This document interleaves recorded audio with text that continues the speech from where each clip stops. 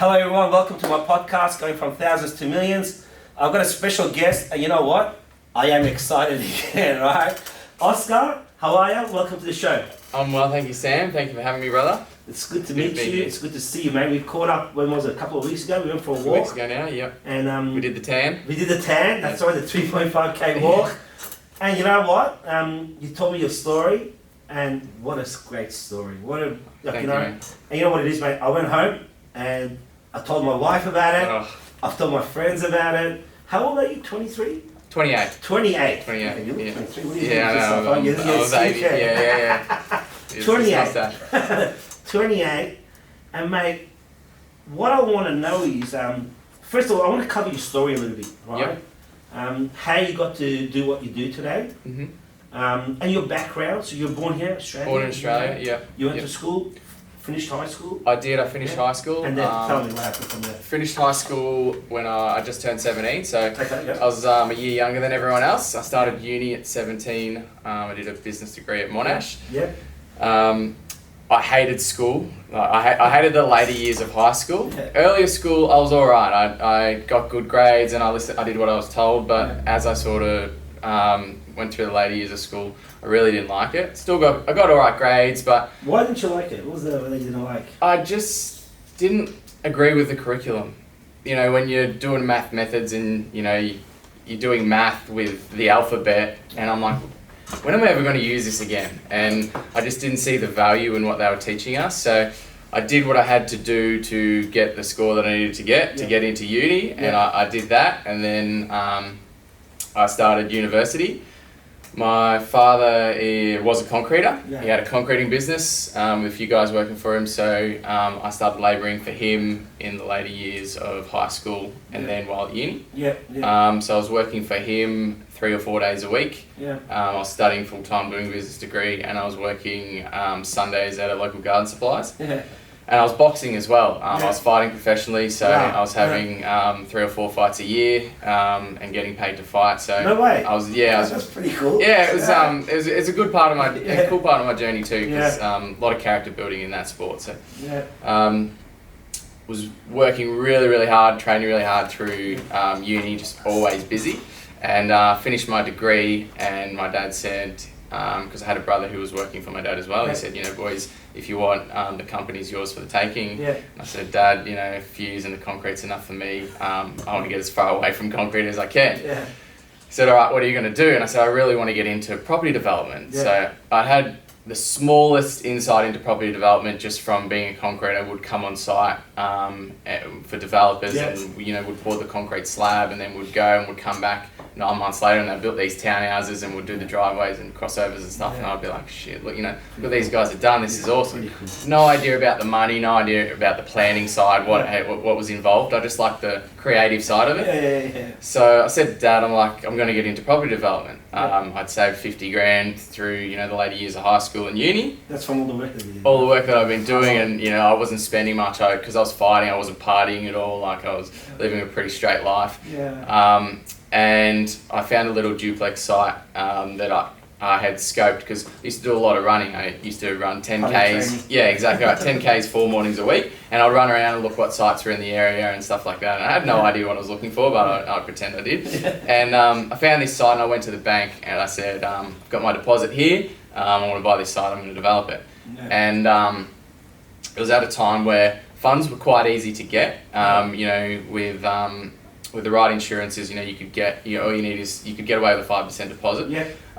So I had the deposit and I went in to buy it, but I couldn't show serviceability. Yeah. I didn't know what serviceability was Oh, at the time, so the bank it's- explained to me, they said, your income's really sporadic, the boxing was cash, all this sort of stuff. Yeah. We're not going to give you any finance. I was Yeah. like, fuck. So I left and went straight back to the office, and I was a bit shaken up, and because I thought, I had the deposit, this was it, but it wasn't the case. So I registered Ledlin Developments Proprietary Limited. Yeah.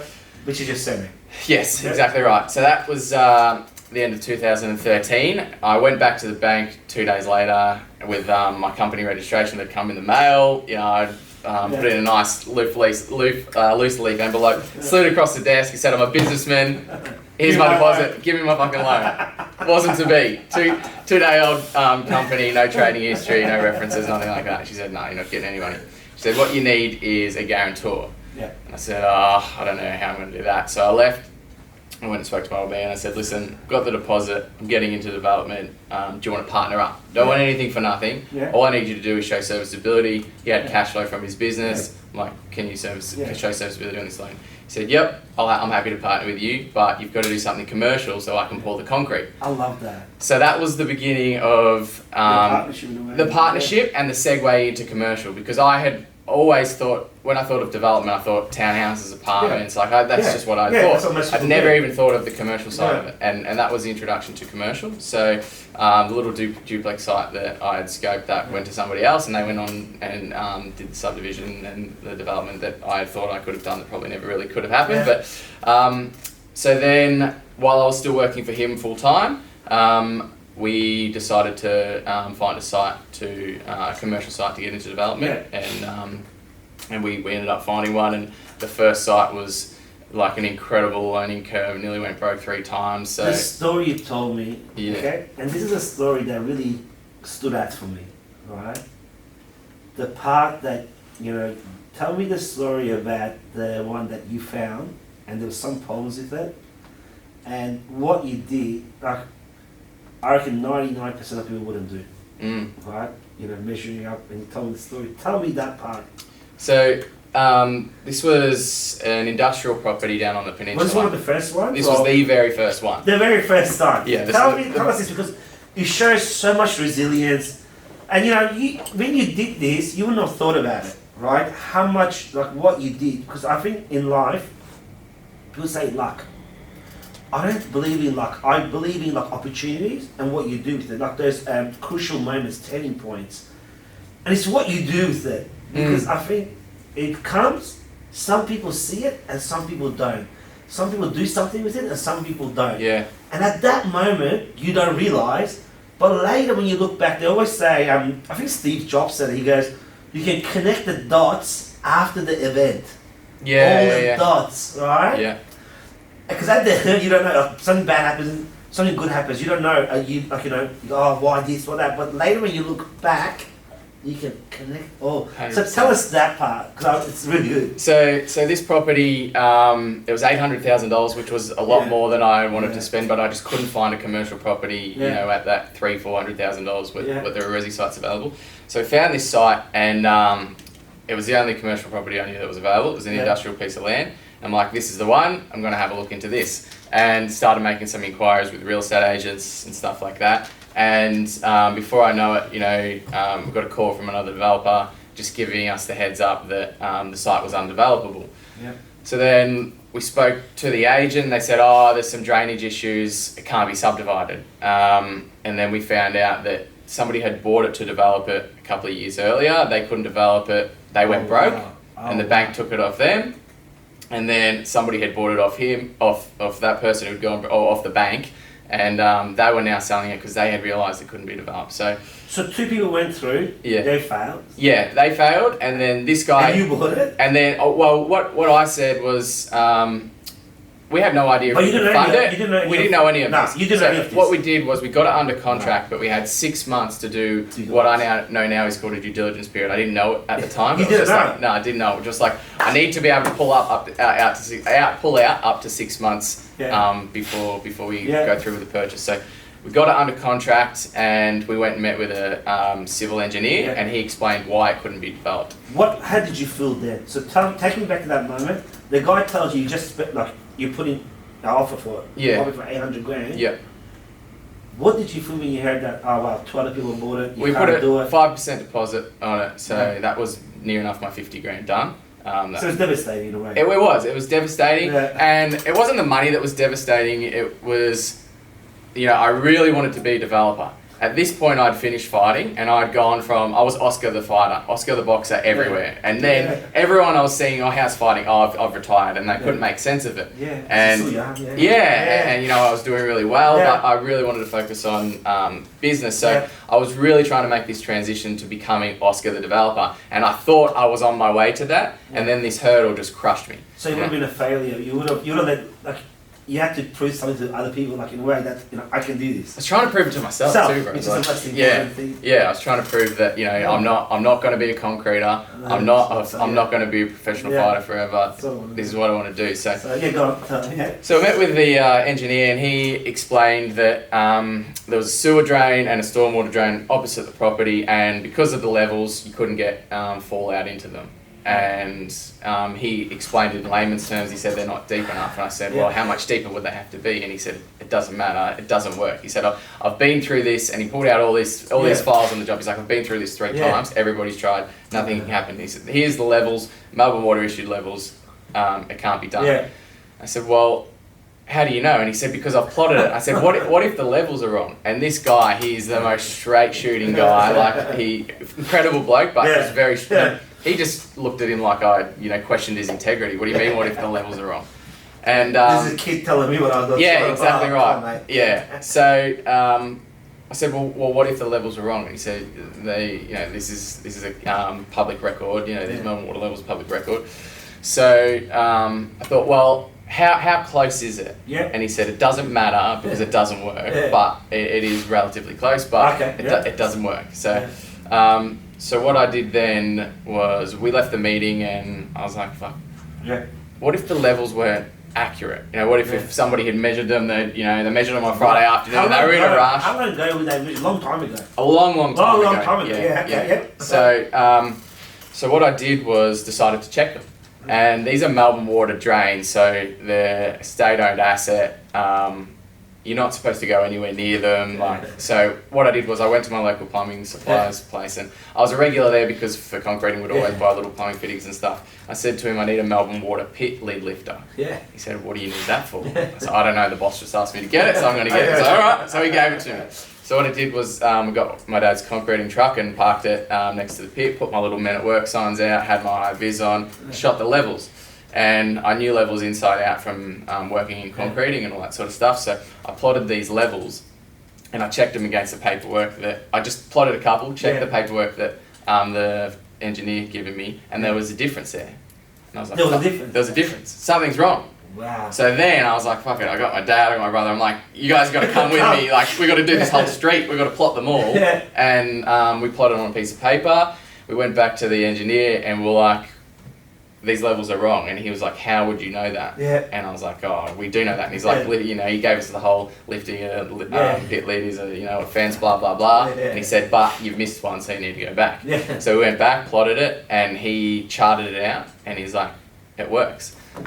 Yeah, so the block of land went for, and this was all before we'd settled on it, so the block of land that we had under contract at 800,000 got valued at just under 2.8 million, I think it was. So then there was equity in the land for the rest of the deposit, was able to settle on it and do the subdivision, and that was the start of it. Wow, what a story. Like, I reckon, like I said, 99% of people wouldn't have done that. The first thing I've done is, wow, okay, 3 other people have done it. No, the guy is a professional, he's telling me it's not right. They would have taken the word. Okay, fine. I remember clear as I remember where I was sitting in my dad's car, and another developer who I had started aspiring to be like because he was a commercial developer. He rang my dad and said, I know, Oscar is looking at this block, like I want to give you the heads up, looking out for you. I've tried it, can't be done. The block's undevelopable. And that, I remember being crushed by that. But then the moment when we found out like this could be done, I was like, holy fuck, nobody could do this. Nobody could do it. What a story. So that was a very proud moment. I love that. So tell me, so you did that, you finished that project, and tell me, what are you doing today? What have you been doing since then? Yeah, so today, at that point, I was still working full time for my dad's company, and I kept doing that until I got to the point where I didn't need that job anymore, and I said, Dad, this is what I'm doing full time, you come with me? And he said, yep. So we shut down his concreting company after 30 years. Oh, you guys shut it down? Yeah, shut it down, just close it up. I said, I don't want it. My brother went off and did his own thing. So you took over in a way, it's actually interesting. So your dad wanted you guys to take over that business. Yep.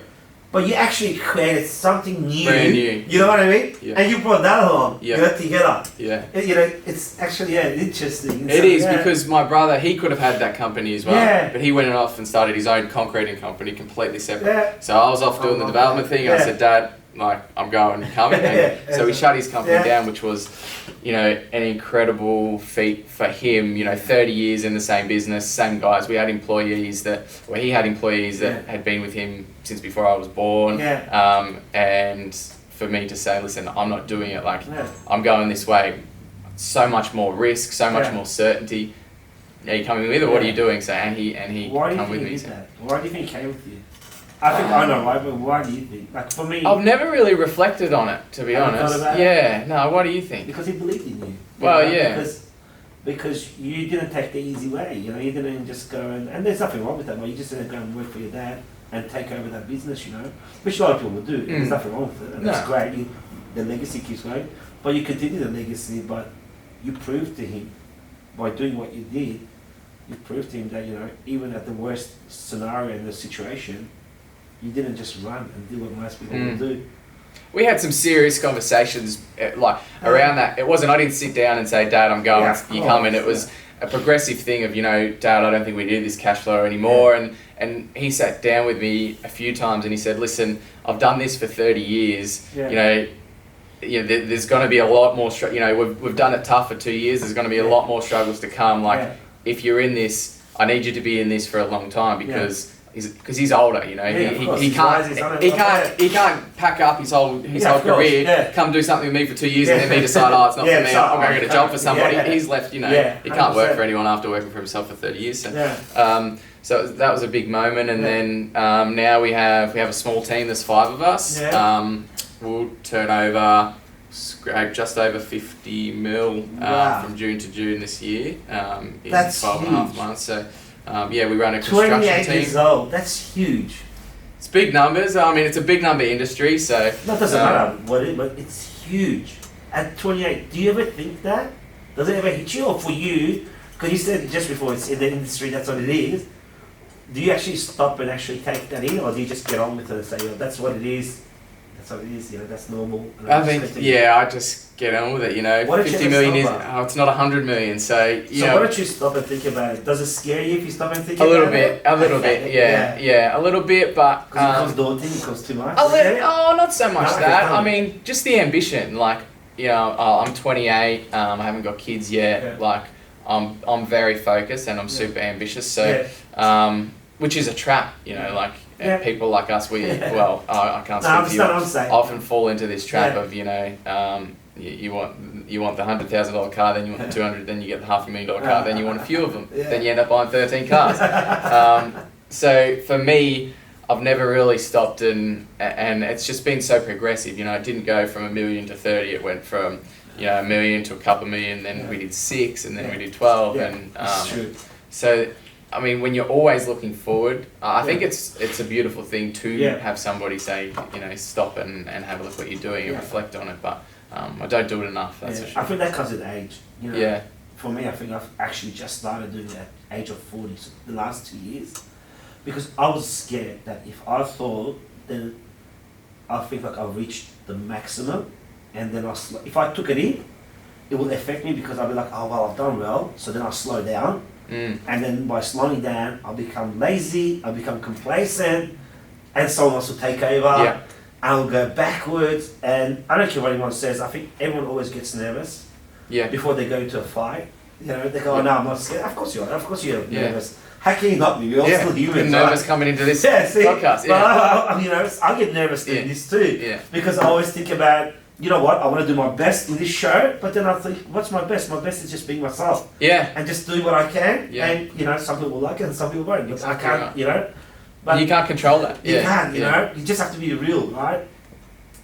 And I think it does get scary, but I think as you get older, and circumstances change, like I'm married with 2 kids, and other priorities come, but till then, you know, it's great to focus on what you're doing, and, you know, as long as it works for you, there's nothing wrong with that. Right? So tell me, do you think boxing had anything to do with the person that you are today? I think so, yeah, definitely. You know, boxing, it's a tough sport, and you know, I don't want to go too far into it, but you know, I was competing at a top level. You know, I had Victorian titles and you know, an Australian ranking in the top 5. So it's pretty cool. I was very, very focused and committed to the sport. And I tell people all the time, you know, I argue with people that boxing is the most physically demanding sport in the world. And people say, oh, you know, athletes, you know, different running sports and stuff like that. And I said, do it all and then hop in with a ring with someone and punch you in the face. You know, that's boxing. So I think the discipline and the tenacity that comes with that sport really helped me shift. And when I moved out of boxing, I stopped boxing at my peak. You know, I fought, my last fight was a main event fight. It's for a big title, and I didn't ease down from there. I wasn't on my way out, or I didn't die off. I stopped and I moved into business. So from that day, I moved this energy that I had for this sport straight into business. And I was like, I just decided that I'd been doing, you know, 80-hour weeks with my training, my fighting, my work, my uni, everything like that. I just moved that into my business, and I just become, you know, religiously focused on business. I think that's what helped me get that bit of a start. You know, when you don't have connections or experience, I think hard work is like the only thing that I had to give me that edge over anybody else when I started, and that's what I leveraged. And the discipline. The discipline. I think discipline is key in life, isn't it? In every aspect of it. It's so true, mate. I think if you lack discipline in life, you'll just actually struggle in life. I think with discipline, what you said with boxing, it teaches you discipline. Right? So tell me, mum and dad. So dad obviously was in the concreting business. How was your childhood growing up? You know, it was good. I'm one of 5. One of 5. Yeah. I've got 3 sisters and a brother. I had like a really good upbringing. I went to a mixture of public and private schools. I wore some hand-me-downs, but mostly only because I idolised my older brother, so I wanted to wear his clothes. That's pretty cool.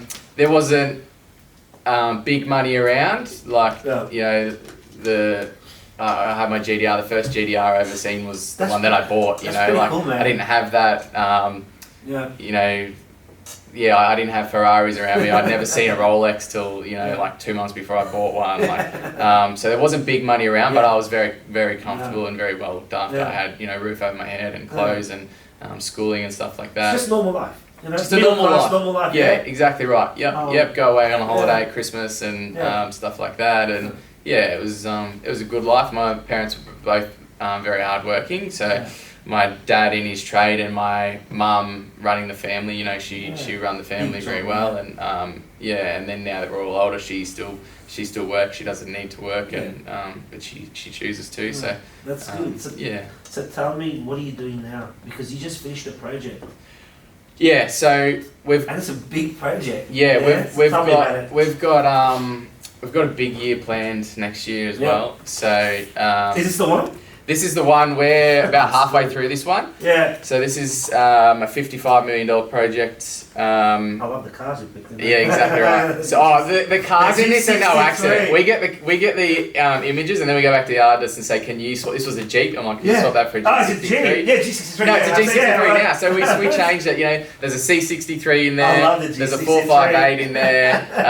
So how many offices? There's 89 tenancies in there, 89, including a cafe, an office, some warehouses, some office warehouses. So, and you told me something when we did our walk. You said the way you design it, make it look on social and everything else. So tell me a little bit about that. So we're targeting a really niche market. When you think of warehouse, people think of, you know, a dusty old rackety warehouse, but these have, you know, full stone exposure, polished concrete floors, all the panels are painted, you know, the offices are fully fitted out offices. Yeah, there's my Ferrari.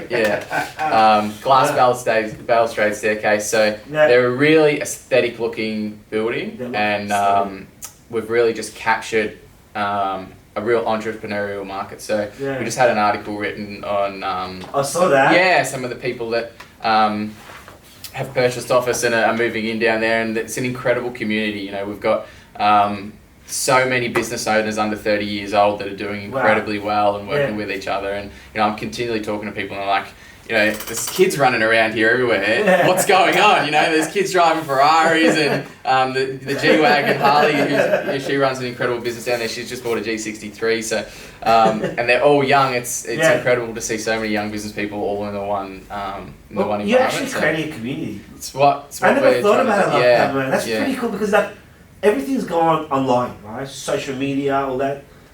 Well, we've lost that sense of real community where you see each other and high five and talk and all that. And that's what you're creating. You're creating this community where people can bounce off each other and push each other and come together. So it's actually pretty cool. I really like it. So tell me, what do you do in your downtime? So you're not working? When I'm not working? Please tell me you do something. I do, How do you like relax? I mean, I love the movies. Not that I've been able to go this year, but like I love a good movie. Yeah. I enjoy cars. Like, definitely a car fanatic. What's your favourite car that you want to buy?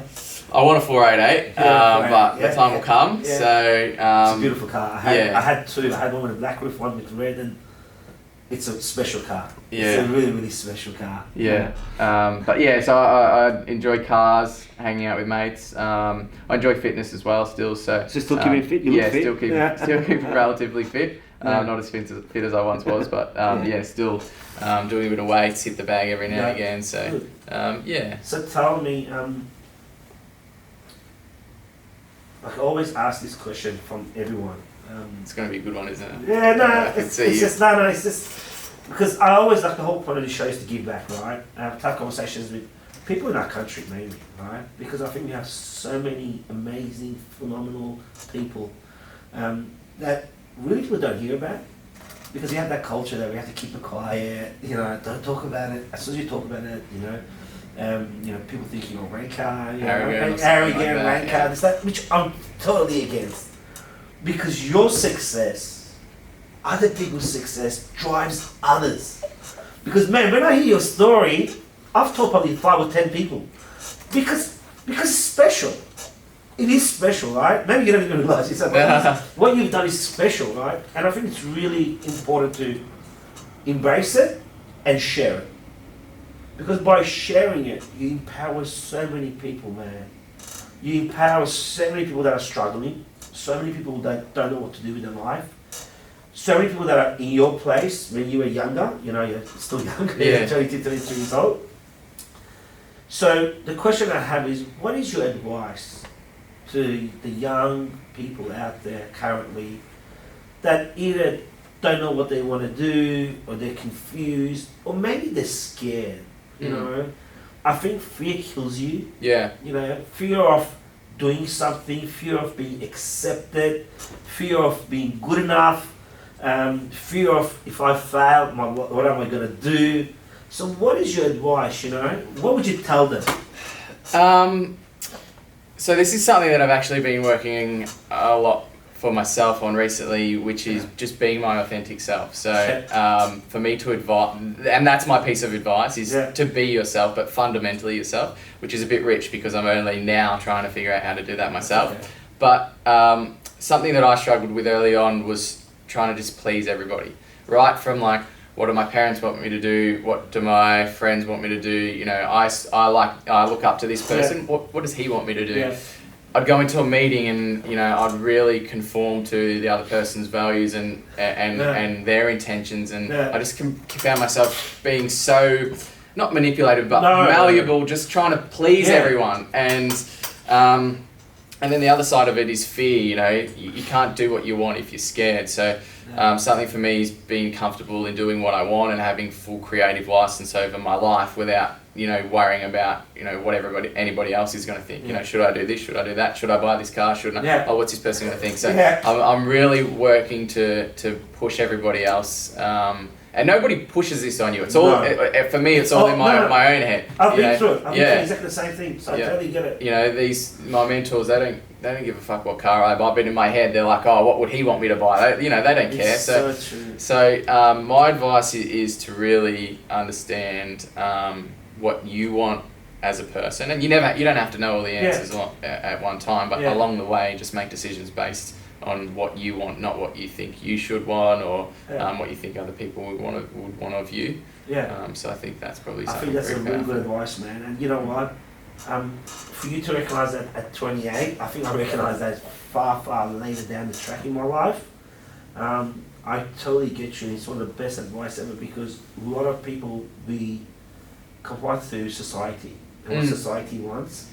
And with social media now, Yeah. society's so loud. You know, it's incredibly loud. Yeah. You know what Kanye West is doing. You know what Drake's doing. Yeah. You know what the AFL players are doing. Like, to have that all in your environment and be trying to pave your own way without that influence, it's difficult. Yeah. But I think it's so powerful once you figure out, you know, you can live your own life without the influence of anybody else. So true. I think 100%, and I think if you're you, there's only one of you.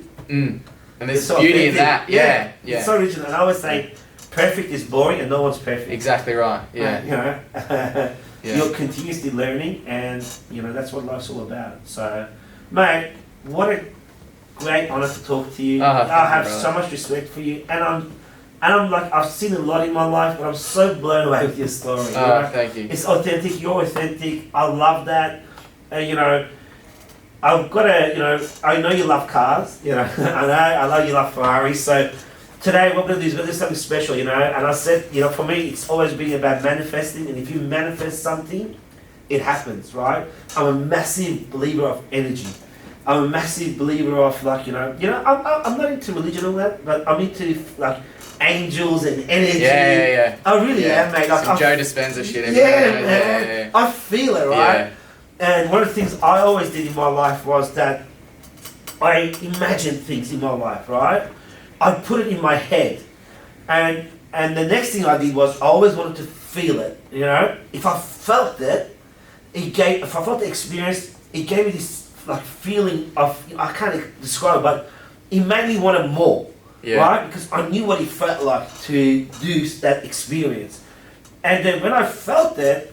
And then, like for example, like, you know, I love cars. I always loved cars. You know, when I was 6, 7 years old, you know, I used to beg my dad to let me start the car every morning for him, you know, before he went to work. So I used to run down and just start the car. That's all I wanted to, just start the car, right? And then slowly I sit on his lap and drive the car a little bit, you know. And when, you know, I got older, I always, you know, when it came to Australia, I always, you know, I mean, I saw someone with a nice car, I used to say, wow, I want to be this guy one day, I want to drive this car, you know? So one of the things I did was, I rented cars that I always wanted, right? So, manifestation. Man, and I didn't have money, so I used to save, and then go out and rent that car, right? And only for a day, because that's all I could afford to rent it for, right? And I manifested, you know, and I used to drive it, and then I go, wow, this is so cool, walking around. And then I had to give it back, right? Which is a fucking sad moment, right? And I didn't want to give it back. I didn't want to give it back, but you know, I'm like, all right, I'm gonna give it back. I used to do as much as I could with the limited kilometers on that day, right? And I had to give it back. And then I used to hate it, but at the same time, feeling it and giving it back was what pushed me to work harder, right, to be able to achieve it. And funnily enough, man, every car I rented, I ended up buying, right? And because I manifested it. So I know you love Ferraris. I know you love the 488. So today we've got the F8. We're gonna take it. We're gonna go down to Albert Park. I want you to sit behind the wheel. You know, we're gonna drive it. I want you to feel it. First of all, I want to talk about the car because it's a beautiful, special car. You know, Ferrari is just the ultimate. It's like, you know, as a kid growing up, you know, I think I'm fair enough to say a lot of kids have that Ferrari bracelet on their wall, right? So we're gonna go down. We're gonna go for a drive, and I want you to manifest it. I want you to enjoy it, and I have no doubt you'll buy one very shortly. I mean, you do. You're gonna take me for a drive. We're gonna talk about today. Done, brother. All right, done. Mate. Good to see you. Thank you for having me. And thank you for coming on the show today. Thank you. Everyone, I hope you tune in. Listen to us on YouTube, Spotify, iTunes, and whatever else. And your feedback is always so important to me. So please give us feedback, and thank you for tuning. And God bless.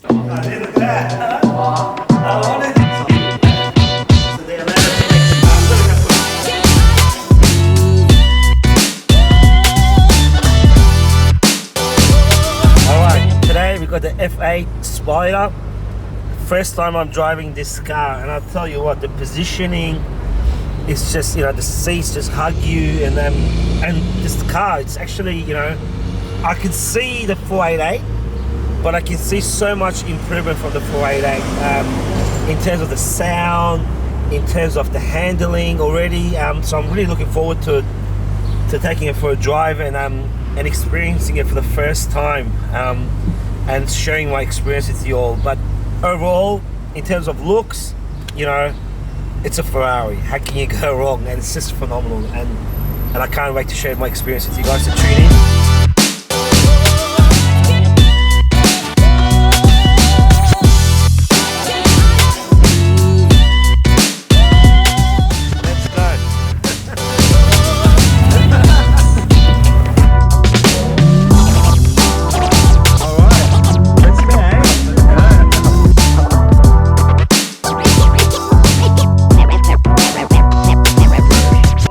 So tell me about the car, man. Tell me about the design.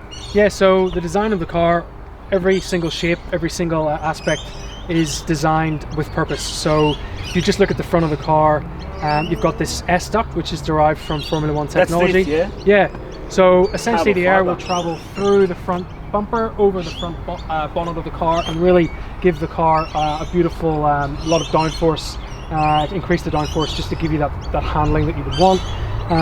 This particular car has got a really heavy level of carbon fiber. We've got the front bumper in carbon, we've got the side fins in carbon, headlight buckets carbon, we've got side sills. If we walk around the side of the car, upgraded alloy wheels to the 20-inch diamond forged rims, black painted calipers. Even on the engine bay they've got the carbon fiber, so they've gone to town with the actual exterior carbon fiber on this car.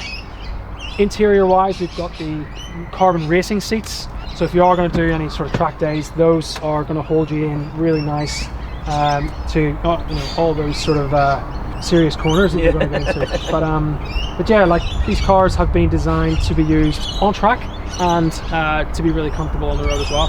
And tell me about how much horsepower and what does it do 0 to 100? 0 to 100, you're talking just under 3 seconds. Hey, that's pretty quick, Yeah, eh? yeah, it's very quick. And obviously full rear-wheel drive as well, so it's a real driver's car. You know, some cars, you know, nowadays will have your 4-wheel drive systems, that's like right. The Porsche Turbo, like, you know, Lamborghini Huracan, stuff like that. So this is really a driver's car. We've got a 3.9 litre twin turbo V8. All of that sort of 720 horsepower straight to the rear wheels. Yeah, the thing about a turbocharged V8 is the torque that you get from that car. So this car, literally, the turbo lag is non-existent. I could feel that driving it. Just you takes couldn't off. feel that at all. Takes off straight away from the get-go, from the really low revs. It'll start picking up. It's a beautiful car, mate, and I hear you're selling a lot of them. We are. They're selling really well. I mean, they do everything so well. I like to use the term Swiss Army knife. They just can do everything that you need them to do. It can be a real track performance sports car. It can be a real usable road car every day. You've got like class leading storage in the front of the car. It's just so comfortable. It's fantastic. And you know, it's funny you say that, because I remember with the 488, I could drive. I actually was driving it every day, and you know, and I could take it on the track, and straight away, as soon as you put it on the race mode, the whole car changes. You know, and that's the beauty of these cars, mate. Thank you for joining us today. I want to thank yourself, Alan, and I want to thank Zagami's Automotive for allowing us to take the car out today, and most of all, Ferrari Silesia. What a beautiful car. I'm a massive Ferrari fan, and you know, I've just had so much fun today. It's been a great day. Thank you for you guys allowing me to do that, and I look forward to catching up again.